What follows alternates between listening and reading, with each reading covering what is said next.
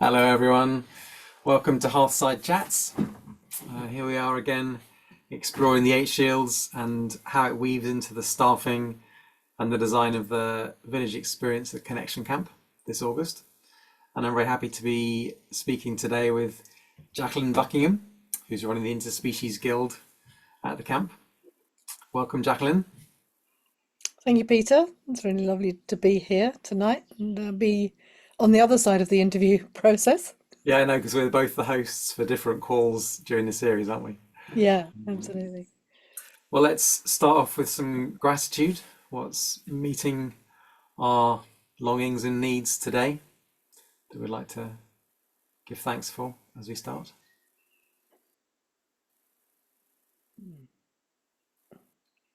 I've I've been saying it to people all day, but I'm just really blown away by the comfrey outside my office window that's just so full of flowers and therefore bumblebees. And I just love the bumblebee. They seem kind of so vulnerable and so kind of big and tender and strong all at the same time. I just love hearing them and knowing that they're gathering nectar and pollen and bringing on the next brood of bumblebees for next year. Mm, That's my gratitude. mm. Yeah, I can relate to that. I've got comfrey all around my pond and it spreads and spreads and spreads. It's just so, and it's full of bees, as you say. And my personal gratitude is I've just come back from visiting some friends in the south of France, and where they are, we were out walking in the evening and we heard nightingales, like more Mm. than one nightingale, and I can't remember the last time I heard a nightingale here. So it's just so beautiful to hear that song again. It felt very, very precious and very special. Yeah, well, I love the Nightingale song, and I only hear it on recordings. And my ringtone on my phone is Nightingales at the moment, so I get to hear them quite a lot through that. But it's definitely not the same as hearing them in the day or the night. Yeah, Mm. glad they're still singing, and I know they're in the south of England, and they're doing well on the rewilding projects down in East Sussex and Knepp and stuff. So hope Yeah. that they can recolonize the country more. Mm. Yeah.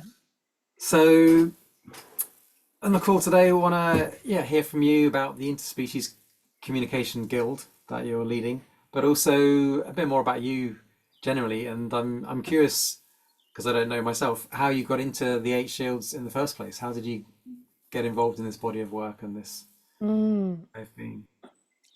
Yeah, well, my getting involved with Eight Shields, it also kind of synchronizes with my getting involved with animal communication.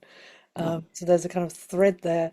I was living in Findhorn community in Scotland at the time, and the art of mentoring came to that corner of Scotland, just down the road to Markesy Farm, and mm, that was the first time I heard of the Eight Shields, movement through the art of mentoring. So, I attended that. Several people in the community attended that, and there was this whole buzz afterwards about how amazing it was, and all the people who didn't go were really jealous and made sure they went next year. yeah. So there was that piece, and of course John's name. That was the first time I heard John's name, and that came up. And then a couple of years later, Anna Breitenbach came to Findhorn and was teaching animal communication, and I was fortunate enough to be asked to be her in-house facilitator. So we would always, at Findhorn, they would always put visiting speakers with people that lived there and taught about Findhorn and the community and its history and so on. So I was that person. So Yeah. there I was sat alongside Anna. She'd teach animal communication, I'd teach about Findhorn. And of course, over time, I got to learn what she was doing, and she gradually started to mentor me without me realizing, as a teacher, until eventually she passed that baton over to me. And then fast forward another couple of years, and then Anna and John, surprise, surprise, came to Findhorn together. And it was only through watching the documentary about Anna, about the animal communicator documentary, that I realized that John had been Anna's mentor as well. So I'd met Mm, John through one pathway, I'd met Anna through another pathway, and then there was this beautiful synchronicity between the two of them where, yeah, Anna's own interspecies communication abilities got really switched on when she was on a wilderness tracking school camp with John. yeah. So I just love that sort of that link, and the two of those things have just weaved a strong thread through my life ever since then. Mm. Shields and with interspecies communication, yeah. Great. So you were living at Findhorn when she was doing workshops there, and you got Yeah. to, yeah, get involved with her, but then be mentored by her unknowingly.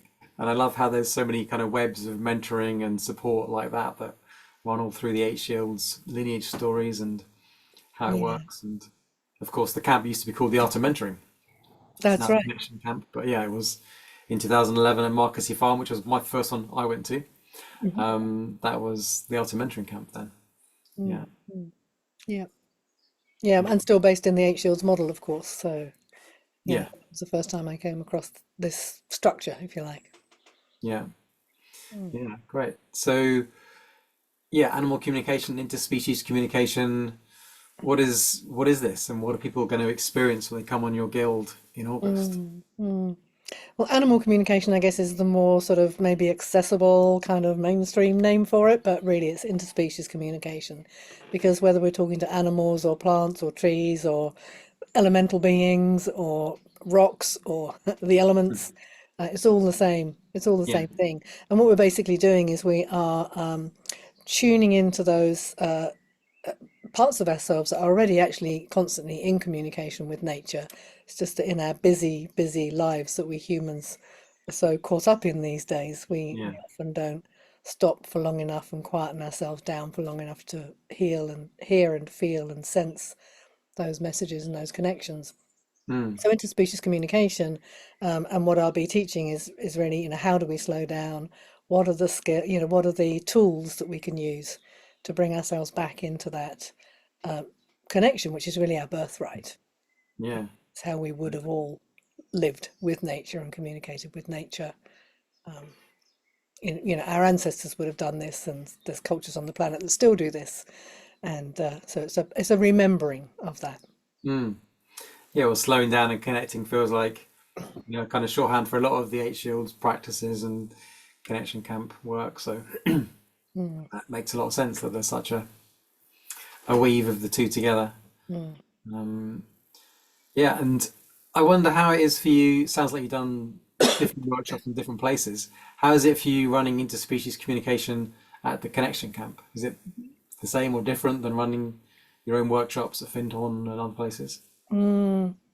It's very different. I suppose because people that are coming to the connection camp are already, in my experience, very nature aware, Hmm. and quite nature connected to some degree or another, and certainly have that longing that's there. So it's more coming from the nature connection perspective. Sometimes the other workshops that I run, people are coming more from, I want to talk to my dog, or I want to understand my cat or my horse, Whereas Yeah. this is very much embedded in nature, and being in the camp where everyone is having those same conversations about connecting, connection, being with nature, listening, slowing down, sit spot, is a standard practice, I think, for a lot of people that are at the camp.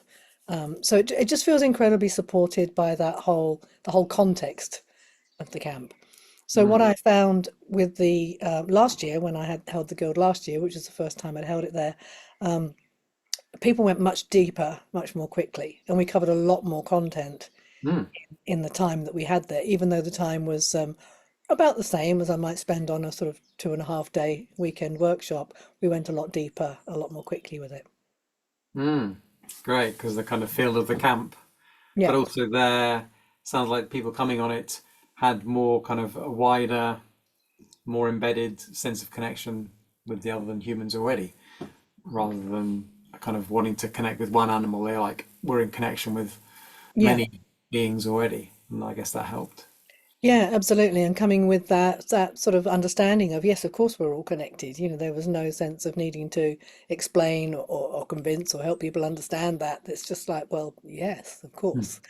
So Yeah. we're starting from that point. Yeah. Yeah, because I've been wondering, kind of running kind of a workshop as part of another event and how the two might weave together or not. And it sounds like it, yeah, really supports Mm. both ways, I imagine. The kind of circle times and song singing and yeah, sit spots and all that community connection, slowing down time. Mm. Sounds like it marries in very well with interspecies communication. Yeah, it does. Yeah, it's very, very supportive for what they're wanting to learn, the skills they're wanting to develop. Mm. Yeah. So yeah, I'm wondering about the camp last year and whether there Mm. was, yeah, what was one kind of magic moment you had at the camp last year? Any experiences you want Um, to? well, I guess for me, one magic moment, this is a very personal magic moment, but it also touches in on the interspecies communication, was we were at the hearth one time and the kids were sliding up and down the bank, the Mm, backs on that kind of circles like half of the hearth. And the children loved to play in there in the evenings, and the dusk was sort of coming down, and the twilight was coming in, and the children were sliding up and down this bank. And then all of a sudden, one of the children found a little mouse. mm. Oh, there's a little mouse here. We need to be careful. You might squash the little mouse. We need to, where are we going to put the little mouse? And she had it tucked inside her jumper, and she was talking to her mum and saying, "What do we do with this mouse? I need to take it home with me and look after it." And so then the mum came and found me, and we had this little conversation about the mouse and how it really needed to be put where its mouse mum could find it. Yeah. So, so we did that, and with the little girl, sort of tuning in, and where might she place the mouse, and she got a sense of where she wanted to put it, and she put it in that place, and the next morning she came back to check, and it was gone. So, we assumed that Mummy Mouse came and found it, okay, and took it away again. But it was such a sweet moment because it involved the children who are so open to this work, and it was like a lived moment of the Mm. interspecies communication work. Yeah, it's really really beautiful. Yeah. Yeah, I remember that. I remember the kind of the like surprise and alarm and yeah, the really strong care that quite a few of the children were like, keep away from this bit. There's a mouse here, and was there more than one mouse even in the end? I can't remember, but they were very like Yeah, keen to protect that space and look after it and make sure no more mice got injured in their playing, and it was very sweet. yeah, yeah. Yeah. Yeah, and I think also, it was that sense of the awareness raising again, amongst the children. There's other beings that are here, there's other beings that are sharing this space, and also, Mm. that we can, how do we share the space with them? How do we take care of them and take care of our own needs as well? And it was, Yeah, yeah, and the they were impact of our very, behavior. yeah, yeah, but they did it Yeah. in a very kind of caring, sensitive way. It wasn't like, well, I want to slide down this bank, so I'm going to do that. It was like, no, I need to accommodate the mouse family as well. Yeah. Yeah. Yeah, beautiful. And those kind of experiences, yeah, they happen when you're kind of in communication, collaboration with the wild, and there's space for mice to be living next to your hearth fire pit. So Mm, yeah, mm. it's we talk about kind of half of it being planned and half of it being unplanned at these kind of Eight Shields events, and Yeah, letting the wild happen to us and bring in its magic and its learnings is such an important part of this. yeah, absolutely. Plan and flow. That's what John used to say. Yeah, and I definitely, feel nature, the rest of nature, because we're nature as well. The rest of nature being a co-facilitator on Mm, these events. With the weather, the plants, the mice, the yeah. birds. Remember the red kites flying over the connection Yes. last year was such a strong totem for me as the event north as well, because they kind of have that kind of flying over everything and seeing the big picture, which I was very much with. Yeah. Yeah, I was just about to say those kites. That was just really quite remarkable Mm. to see them. I mean, a red kite for me feels like quite a special bird to see. It's not something again that we have commonly where I live. So Yeah, to me see, neither. just one red kite initially was like, whoa, there's a red kite. And then I think on about day 4 or 5, I saw about 5 or 6 of them all together. I was like, oh my God, this is a really special place for red kites. Yeah, Yeah.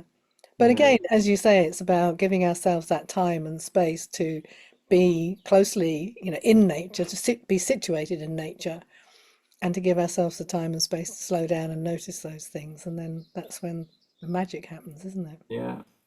And we're, walking from the fire pit to the kitchen and looking up and seeing the red kites flying over the trees and taking a moment to stop and be with that. Yeah. I was on a run today and I heard the cuckoo in the valley we call Woodcock Valley, just up on towards the moors from here. And I just stopped and listened to the two cuckoos in the end, just singing their song, and Yeah. so touched by that, knowing that they're dying off many parts of the UK and they're still here on Dartmoor. Mm. Um, to hear their such a strong song. I mean, it's quite a dark practice they have with the other birds' nests and their eggs and Yeah, all that. But yeah, yeah, their song is such a powerful evocation of spring, and absolutely. Yeah, yeah, yeah. really knowing that that's been dying off around the country fills me with grief. And Mm. how can we do better in our land management and our choices to support? Yeah, and I think isn't this also part of what the camp does for us as well? It brings us back into that connection so that we remember, how important it is that we live in a way that takes care of these other beings. Yeah, Yeah. yeah. And the Mm. red kites are a success story, aren't they? Because Mm. were they even reintroduced from scratch, and they're now I believe really so. Yeah, I believe so. And they're in now doing England really anyway, I well. think. Yeah. But they're doing really well in the southeast and kind of across Wales. They're quite not in the southwest very much. I think there might be some. Oh, there's a deer in the garden. Talking of interspecies communication. Hello. Yeah. Oh wow, they're walking straight towards me. They've stopped now. Their big ears. Oh, they're not too worried. They're being watched. They're not going to come to my garden and eat my vegetables. Wow. Hello. They Don't like to eat worry. my flowers. I have to try and protect my garden from them. Yeah, Mm. they need quite big fences, dear, don't they?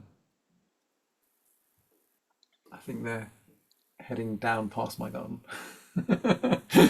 Wow, that's Good. quite a moment. Mm. Yeah, we Yeah, have quite small deer here. We have roe deer here, so they're not that big. yeah. I think this is a roe deer as well. Mm. Yeah, very big ears. Yes. Mm. Wow. Yeah. So magic moments with the other than humans. There was one. Um, I remember finding a massive red kite feather during the connection camp, and that really Mm. being an important moment for me as well. Mm. My connection. Yeah, and then our group, we had that wandering day on the Wednesday, and our Mm. interspecies communication group went out and they found a deer skull. I don't know if you remember. Wow. I think we thought that it might be a Sitka deer. It's quite small, but it's a whole skull with the antlers, and yeah, they brought that back to the camp and showed everyone. The children loved it. Mm. Like, I remember seeing that. It was out on the nature table. it ended up on the nature table. Yeah, I remember That's seeing right. that. Yeah, yeah. Found it in the woods. Mm. Mm. I think I might even have put it back in the woods at the end of the camp when I was taking it all apart. Oh, did you? Oh, very Maybe. cool. Yeah, that's Yeah. nice. Mm. Yeah. It was on the wandering day that I found my big feather as well. When I Ah, was sneaking around with Kevin. yeah, yeah. Yeah. Covered in mud. Yeah. Especially him. Yeah. Um, so as well as at the camp, I mean, I use H Shields practices in my life and my work. I mean, I run events and courses on H Shields, but also in my daily life, having sit spots and wandering and being with the birds. How do you use the practices of the H Shields in your life? Mm. Yeah, sit spot's definitely a big rock for me, regular Mm, practice, and it's something that I bring into all of my animal communication, interspecies communication workshops. Because great. the beautiful thing about sit spot, it's a perfect blend of, if we're wanting to sit quietly and still, it's like a meditative practice in a way. Meditation is one of the best ways of quietening ourselves mentally and emotionally. So Mm, with sit spot, we are doing that, but in nature. yeah, So it's about sitting there, isn't it? Just sort of quietly and noticing becoming aware of our energy. What's our energy doing? Are we being disturbing, or are we, being a kind of mutual being that's just sharing that space? So yeah, so sit spot's a big one that gets used regularly and introduced, as I said, into all my workshops. great. Um, yeah, bird language just for my own sort of play. I'm aware of bird language um, more and more. You know, when different birds are alarm calling and what's going on there and who's moving around um, and yeah, I guess sort of storytelling also comes in. At the end of the day, sort of what have we harvested from the day? What are some of the stories we want to share? Especially when people come back from their sit spots or they're wandering Mm, time out in nature. And yeah, storytelling is a big piece of that, reliving the experience and sharing it with others. And then that way, through the sharing, everybody gets to hear, if there's six people, then we get six experiences rather than just our own. yeah. singular experience. So yeah. Mm. Mm. Yeah, I was on a workshop yesterday, and I really noticed some of the time we got to, it was in nature. We were like exploring the Ogham, Mm. oak month of the oak, and using that in our lives in different ways. And I really noticed the bits where I didn't get to share my story because they didn't offer that because it wasn't time or whatever. I Mm. really kind of noticed the desire to share what I'd been with and kind of digest it by speaking to people. Mm. When we did get to do that, how much, yeah, valuable, how much more I got from that as Yeah. well. Yeah, it Uh, brings the experience alive again, doesn't it? You know, yeah. and we relive it in a different way through different senses, so it sort of Mm, grounds it in us even more. Yeah, yeah. Yeah. I yeah, plan to do some journaling on that to kind of fully digest and harvest the experiences that I yeah, didn't get to share with everyone. Yeah. yeah. Yeah, and then there's a number of the sort of the different nature connection practices, the sort of core routines that come from John Young's work that Yeah. I also build into my courses. So, journaling is another one of those. Mm, Tracking is one of those as well. Animal forms, playing with how it is to be different animals and how does that feel, and yeah. experiencing the world through the experience of another being, which will be different from a bear than it is from a mouse than it is from an eagle. Yeah. So, yeah, all of those things bring us into greater connection with their experience and therefore greater connection with that being. Yeah. Yeah. Yeah. Mm. Definitely. Yeah. I've got a sit spot on an armchair outside the window here, and I've started developing one in the woods because it's a bit too tame in my garden because I tend to sit there and think about the garden quite a lot rather than when I do notice the birds and things that are around as well. Yeah. But I feel like I wanted a bit more of a wild context, so I've now got a new one down in the woods, and I'm trying to get a hammock between the trees there, so I can like lie on a hammock and have a sit spot on a hammock. That's how I'm going with that at the moment. Oh, I love that idea. Oh, I might steal that. Yeah, we've got some great woods down, just on the edge of the farm here. So I love the idea of a hammock spot. It's Mm, a swing spot or a lie spot or something, isn't it? yeah, yeah. Yeah. It'll be interesting to see how the animals and birds respond to a human being lying down on a hammock rather than sitting there. Mm, See how that is the same and different. yeah. Yeah. Interesting. Yeah. And yeah, is there any questions from the people who are gathered with us today? I haven't seen any. We haven't invited questions in the chat yet. Not yet. If there's anything, please feel free to write in the chat. Oh, Isabel? Uh, Did you have a question, Isabel? yeah, I'm better off voicing it rather than writing it in the Okay. chat, if that's okay. Um, yeah, it's been really nice listening to you and have this idea of connection, not just to animals, but to species as well. And yeah, the more I listen to those chat, the more confused I'm getting because I'm kind of thinking, what do I need and what's more relevant to me? As But in which guild to choose, you mean? yeah, Yeah. in terms of guild to choose, yeah. So the question that came to me is in the process, in the shield process of discovery and growth, would it make sense to, how shall I say, to experience some shields, some guilds more than others? Like for instance, when I listened about the village building last time, even beforehand, I was interested in that. But then I'm thinking, maybe one needs to be like more nature connected. Being nature connected is it a step before actually building a village and bringing something. So is there a particular order of things that is beneficial for people or not necessarily? Mm. Hmm. I can have a go at that, unless you want to go, Jacqueline. Yep, yep. No, yeah, go ahead.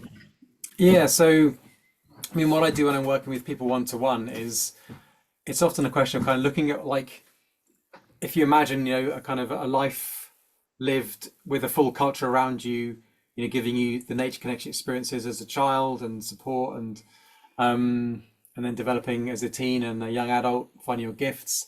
It's kind of like seeing which bits did you not get, which bits do you want to kind of re-whole of your, is it kind of running around the woods as a child that you need more of, or is it kind of finding your purpose in life, or is it the kind of, the bigger picture of kind of village building and seeing how to bring things together. So that's one angle into it all.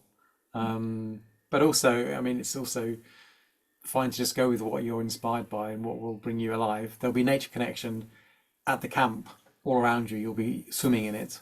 And I know David's a very nature connected person as well, so he'll be bringing it in, though the focus of that guild is much more on people and creating connections between people that meet our needs and create good community, rather than Jackie's guild will be connected with animals and trees and rocks and spirit beings. So yeah, I mean, you'll get the culture repair model, you'll get the core routine practices of the 8 shields, and yeah, you can choose to focus in on more active thing with Kevin, or a more cerebral kind of elder approach to things with David, or yeah, the kind of younger archetype of nature connection to beings with Jackie. That's a few ways of answering that question. Yeah, I think that's really helpful. I think for me to identify what I've been missing on my journey so far. Yeah, It's a good perspective. Yeah, I like that. Yeah, it's a great question. I know we've kind of created all these great options for people. There's now 7 guilds this All year for choice. rather than 6. So yeah, there's a kind of I guess there's a fear of missing out that can come from not choosing the right guild, and there's a lot that happens at the camp for everyone. The guilds are some of the time at the camp, and there's a lot of whole village time stuff as well. And yeah, you can come back next year and do other ones as well. Yeah, we'll do. Yeah, Anything definitely. you want to add, Jackie, to this? No, I was going to say pretty much the same sort of thing that you just said about, what do you feel might be missing from your life the most? And yeah, and then the other thing is, well, are you also doing the little kind of dip in couple of hours where you can go and visit a guild that you weren't part of? That's what we did last year, wasn't it? The morning Um, of dipping in, but maybe there isn't. I don't know if that's happening this year as well. can't remember. We've changed some things, but I can't remember quite now whether that's one thing that's changed or not. I did enjoy that actually, Yeah, because that kind of satisfied my curiosity of yeah. how the other people are doing, and I did enjoy that. I think I came to yours, Jackie. Which guild were you in last year? Nature with Culture. Alona. Nature culture? Alona, yeah. Yeah, yeah, yeah. So that'll have given you a good amount of nature connection experiences there, Yeah, as it well as the was. culture. Yeah, Yeah. yeah, yeah. And also, I mean, go with your heart as well. They can kind of like think about like I should have done this when I was younger and haven't done it, but also like what do you just get excited about? That's a good indication of connection as well. Yeah, definitely. Which really speaks to you, which calls you the loudest. Have to meditate on that. Yeah. Like you were saying. Yeah, thank you. Okay. Yeah. Thanks for your question. Okay. So yeah, wrapping up now. Yeah. One last question, Jackie. What's one thing you're looking forward to at the camp this year as we head back to Clop Hill Centre again? Gosh, that's really hard to say. It's just the whole thing. There's something about just the magic of it, being in a beautiful place surrounded by nature, camping, being so woken in the morning by the singing, wandering minstrels, and then just the whole camp experience, the weaving together of all those people, at meals, at the hearth, at the different all the different points in the day and in the week. It's hard to separate one thing, because for me the whole thing is one Yeah. full experience. Yeah. Yeah. Yeah. Great. Thanks. Yeah. Okay, well, thank you for joining us. Yeah, And thanks thank everyone you. who's caught this on video or recording, and those who caught it live. I wish you all well. Bye.